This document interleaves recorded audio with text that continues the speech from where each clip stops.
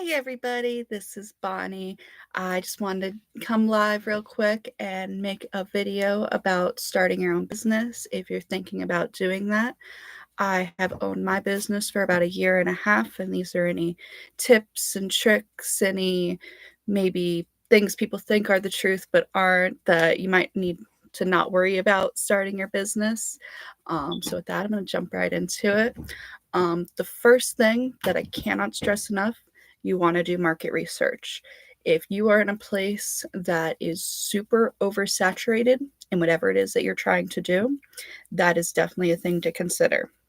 So, like for me, for example, I live on the Gulf Coast of Florida, and I've had a couple friends who want to either be boat captains, want to be fishing guides, who have asked me about getting started. And honestly, the best advice I could give them is don't start that here.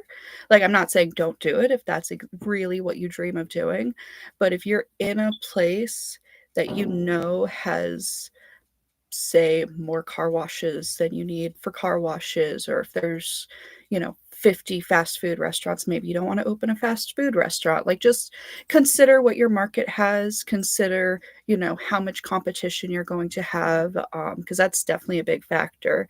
If there's 50 businesses in town and you're in a area that doesn't say have that many people or doesn't have that much desire for what you're going into, then if you have a lot of competition, it's going to be hard for somebody to pick you, especially starting out, over somebody that has a bunch of reviews, who has clients, who's already getting the referrals from the clients. It's just going to be hard for you to get into that market.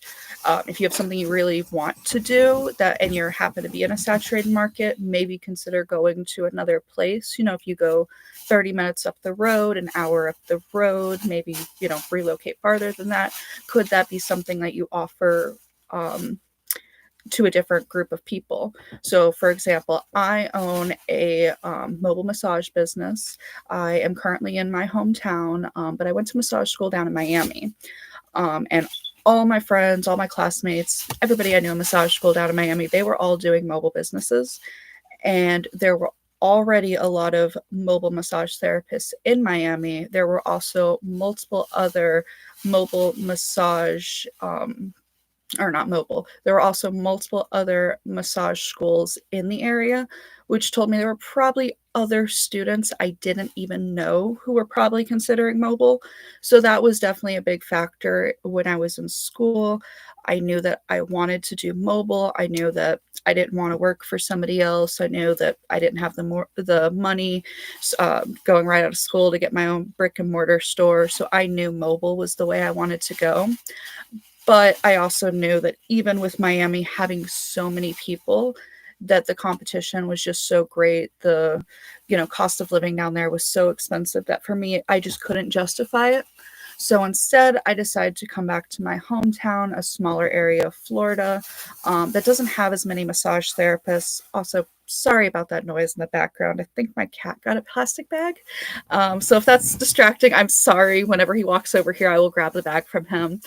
Um, but yeah, just consider um, really the demand versus how much market there is. If you're in a place where you're not going to be able to really get a lot of clients right off the bat, that is definitely consideration. And again, not saying don't do it. If your dream is you really want to be, whatever it is, and you want to stay where you are, then you may need to consider, well, this is going to be a side hustle while I build up clientele, or, there's other options to look at it. But I would say definitely do your market research, give yourself some kind of idea on, how much competition do you have, how much desire is there for that in the area. Make sure people in the area, at least enough of them, are at the income bracket needed for what you're offering. So, for example, I'm offering mobile massage.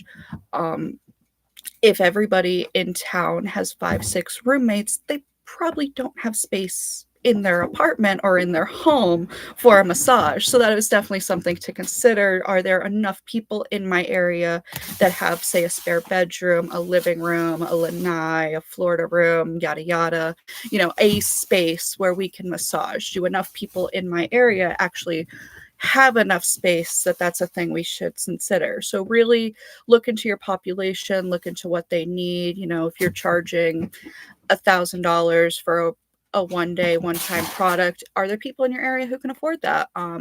So yeah, definitely start there.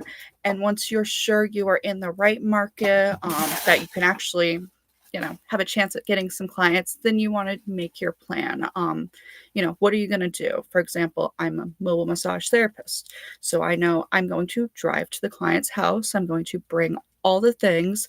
I'm going to walk up to their door with all the things in my hands. These are things to consider as you're planning out how you're doing things, what everything's going to cost. So you can get your pricing, you can figure out your client experience that you are going for. So you can make consistency, you can make sure, like, if you're doing construction, you don't want to forget your hammer, for example. Like, you want to have your client experience and what you're going to do kind of mapped out consistently. So like for me, since I am a mobile massage therapist, it would be pretty bad if I showed up to a client's house with no sheets in the car or no oil in the car, or I forgot my massage table. Like, just figure out what you need to do, figure out what you need for each client. I know I need a set of clean sheets for every client. I need a bottle of oil for every client. If my clients order hot stones or one of my special oils or things like that, like, I know I need to have that. I need to have a container so that it's easier to carry it into the house. I need a carrying case for my massage table that's in good condition to, again, make it easier to carry to the house. And this would vary largely depending on what exact industry you're going into, of course. The next thing you want to work on, once you have your client experience figured out, you know that you're in the right industry, you've got your pricing all figured out based on what it's actually going to cost you, and any licenses, certifications, all that you need, include that with your pricing, of course. But after you do that, now you want to get your name out there. One thing I can say that helped me more than anything with this was I got advertising put on my car. I started with like the big magnets that you put right on your door, ended up getting it actually decaled onto my car, just because I noticed that the car washes, I would forget to take them off, they'd get lost in the car wash. It became a whole thing, so I just got them decaled on. But whether you want to go with magnets, decals, you want to go like the pizza route and put the little thing on top of your car, that works so well for me. The frequency that I am at a red light, I'm pumping my gas. I've had clients' neighbors ask me, "Oh, what do you charge?" as I'm pulling my things out of the car, because they see the sign, they see what looks like is probably a massage table in a bag. Like, they can put two and two together and figure out why I'm there. So having some kind of advertising really helps. I mean, I've even seen people like taking pictures of my car as I'm walking out of the grocery store. And at first I was self-conscious, but then I realized, like, I'm parked within the lines. They're not like mad at my parking or something. Like, they clearly are just interested in my business. It definitely took a little while to get used to. Like I said, there would be times I was self-conscious, like, oh, that guy's staring at me, or why are they looking at me? Like, wondering if I was like driving wrong or something. But it really, really helped, just having somebody constantly being able to see it. And especially since I am a mobile business, my car is constantly on the road. I work anywhere from 5 to 6 days a week. I take clients that are, I think my furthest client is about an hour and a half away from me. So that's just such a large area. And if I'm driving an hour and a half, I really hope somebody sees my car while I'm on the way there. So maybe I can, get an additional client if I'm driving that far. So that, like, hands down, the biggest thing that has done anything for me is getting my name out. Another big one is Facebook. Honestly, I'm not sure between the car and Facebook which one gets me more clients, but I'm just in like all the local groups, all the ones for my town, my county, the towns around me, even a couple of the counties around me. And I just post, whether it's pictures of me massaging, whether it's my pricing, whether it's new certifications and new modalities that I'm adding. I'm just kind of posting every week, every 2 weeks, just letting people know, like, "Hey, I'm here." And then as my name grew, I would have a lot of my repeat clients commenting on that, talking about how good I was, talking about how much they enjoyed their experience, and that not only boosts the posts and causes other people to see it, but then this is also building your reputation within the town because now people are seeing, "Oh, my friend, oh, my doctor, oh, my whoever is saying that they are a good person, they are quality," and that makes people more likely to wanna come to you. Another one, Insta, YouTube, all of the social medias definitely, depending on your exact industry, can determine which one of these can work better. Like I said, for me, Facebook works the best, just posting in local groups. But I'm also a mobile massage business, so I'm really local. I also happen to be in Florida, which is, tends to be a little bit of an older population, which I think may be a factor in why Facebook is a bigger one for me. But depending on who you're trying to service, where you are, Instagram, YouTube, LinkedIn, all those, the other social media platforms may be better for you, just depending on who it is you're trying to target and your audience. Other things that I've done that work, mail-in ads, I'll admit they're super hit or miss. I've known people who are in similar, when I say similar, like industries that work in individuals' homes. But I've had several friends who have say that it's absolutely boosted their business. They don't know what they would have done without the mail-in ads. For me personally, I got a couple of clients out of it, but it barely paid the advertising, in all honesty. Just figured I would mention it because I have heard of it working so well for other people.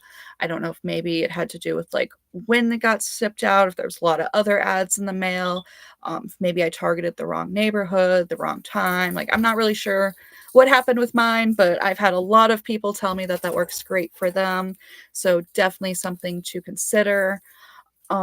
Newspapers are also a good one. One thing about newspapers, while they don't typically get a lot of traffic unless you're in like a major city, they also tend to be really cheap for ads. Um, and depending on your industry, it may reach the right population. I'm a massage therapist in Florida. So, like I said, I'm going to end up with a lot of older clients, just the way it works. And older people also tend to read the newspaper. So, for me, while it didn't get a ton of clients, it was also affordable enough and reaching the right audience that that was something that did work well for me. And then with that, there's also online ads, be that through Facebook, Instagram. Most newspapers do online ads if you want to go that route. And then also, be there physically in town, whether that's events, farmers markets, flea markets. Let people get to know you face to face, because if they know you, then all of a sudden they care more about your business because they realize you're a good person, you're an honest, you're, whatever it is you're trying to be, and you're knowledgeable in your field. And if they know you, if they trust you, that makes them more likely to go to you versus your competition, versus, searching on Google and seeing who's even out there, because now they know you and they've made a connection.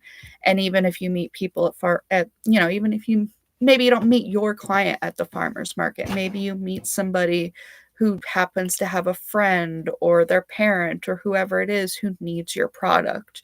So just getting out there and making people aware of you can really help, really go a far way. And again, it also just increases people's trust in you, which is a big factor in getting their business.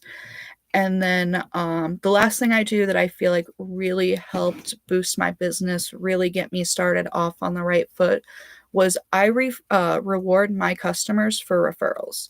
So any customer who refers me, whether I've seen them one time, whether I've seen them 20 times, if you send me a client, you get X amount of dollars. And of course, depending on your industry, depending on how much you're charging, that dollar amount can change. But my clients know, hey, I can send my friend to her and I'll get a discount next time. I even have one client who she stacks her discounts. And so I see her and she gets half off. Sometimes she even gets a free massage. And that's awesome because you've brought me, you know, 5, 6 clients in the last time since I've seen you. That's awesome. I will gladly give you a free service because you are boosting my business. And people really like that. And, if you've given somebody a good service, they're more likely to refer you anyways.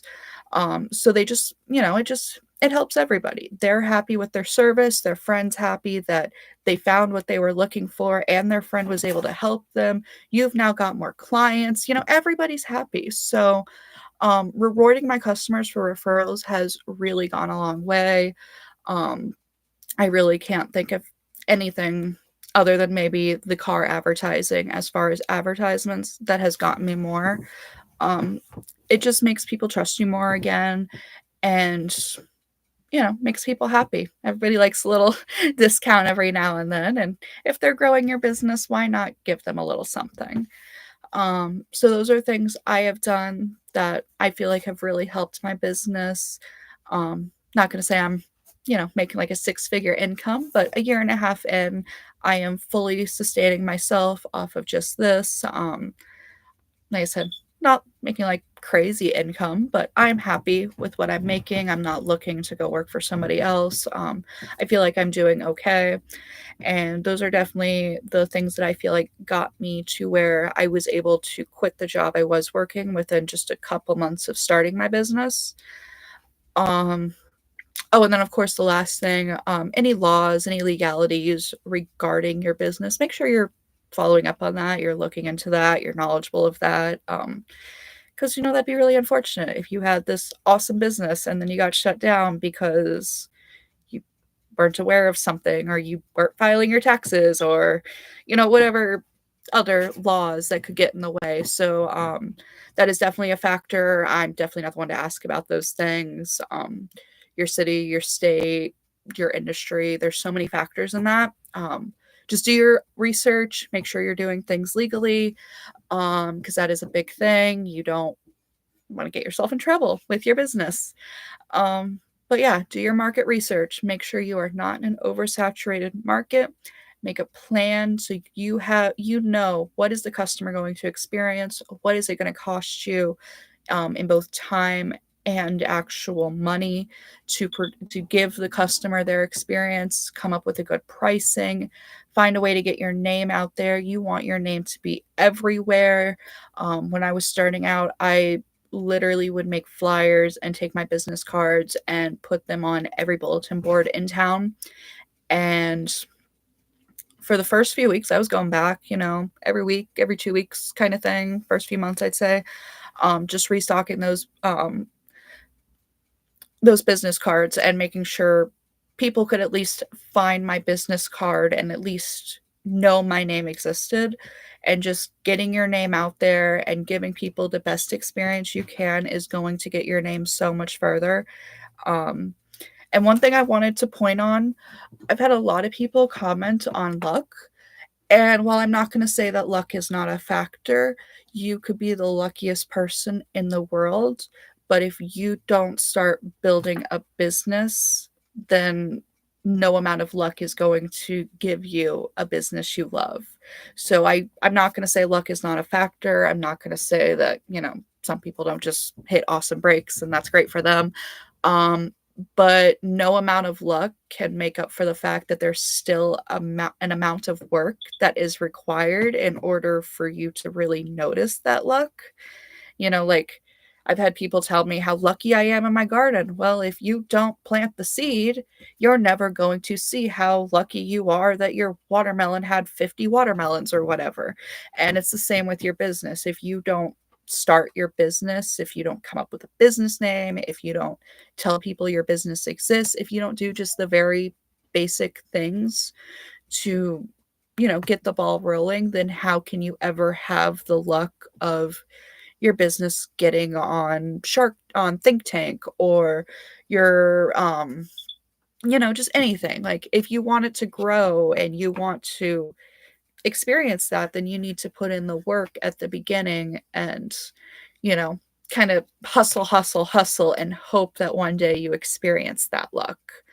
So I'm not, like I said, I'm not saying luck doesn't exist. I'm not saying luck's not a factor, but I do think there are a lot of other important factors that go in before you even consider the luck. If you're not putting in the work, if you're not getting the certifications you need, if you are not telling people about your business, if you're not, reading to make yourself a better person, if you're not prepping the night before so that you're not scrambling out the door without forgetting things, then you're not going to see that luck because you haven't put in the work for you to notice. And I think that that is definitely a factor. And a lot of people will tell themselves that they're not lucky or they're not this or they're not that. And then that kind of stops them in their tracks from being able to do it because they think the luck is a bigger factor than the work. And I think we all need to keep in mind that we can't do better if we're not actively trying to do better. And the luck may or may not come, but either way, you have to show up for yourself.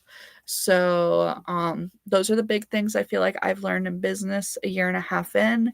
If you have questions, drop them below. I would love to answer them. Like I said, I'm not um, familiar with like laws and legalities and regarding all kinds of businesses.